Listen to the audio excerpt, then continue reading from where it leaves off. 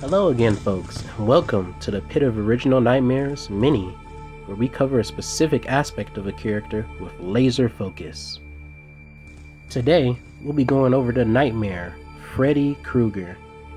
But not just any version of Freddy, his real-world incarnation. It's come to my attention as of late that people believe that Freddy is just some weak jobber when pulled out of his nightmares, and that he will just get knocked out by any average Joe on the street. This could not be any further from the truth, so sit back and relax as I illustrate just how powerful the real-world Freddy can be. To start, the first appearance from real-world Freddy is in the very first movie. Here, we see him surviving getting hit with sledgehammer traps, falling off the steps, being next to a mini explosion, and being set on fire even. But none of it really stops him, and he just keeps coming. In fact, the only reason he's really stopped is because Nancy decided to stop giving him any negative energy. This version of Freddy next appears in the sequel movie, Freddy's Revenge. This time around, he incarnates into the main protagonist, Jesse's body. Here, he is seen easily overpowering people, and even has slight reality warping powers, such as creating flames, some form of energy around the gates, and even creates evil devil dogs. Yet again, this version of Freddy isn't defeated by physical force, but instead by Jesse's girlfriend appealing from Jesse from the inside. The next appearance we have of real-world Freddy is in Freddy's Dead, where he's once again put into the real world, this time by his daughter.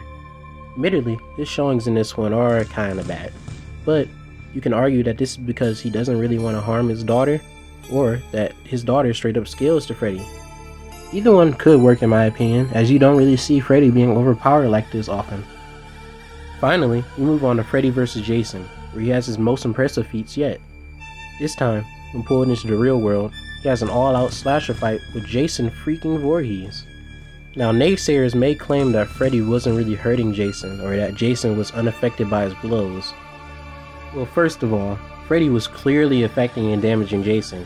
As we can see, he starts breaking him down and overwhelming him with his superior fighting technique.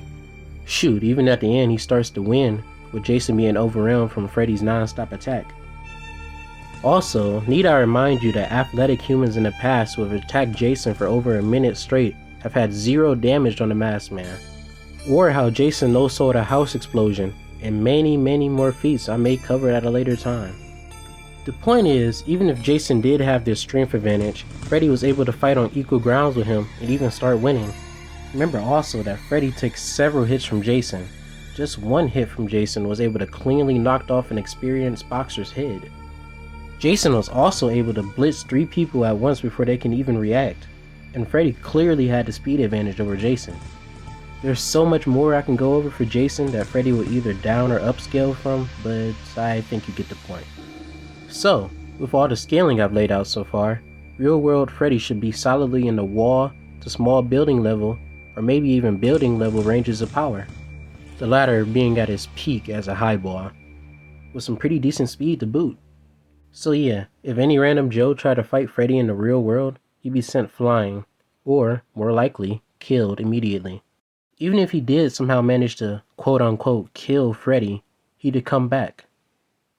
He always comes back.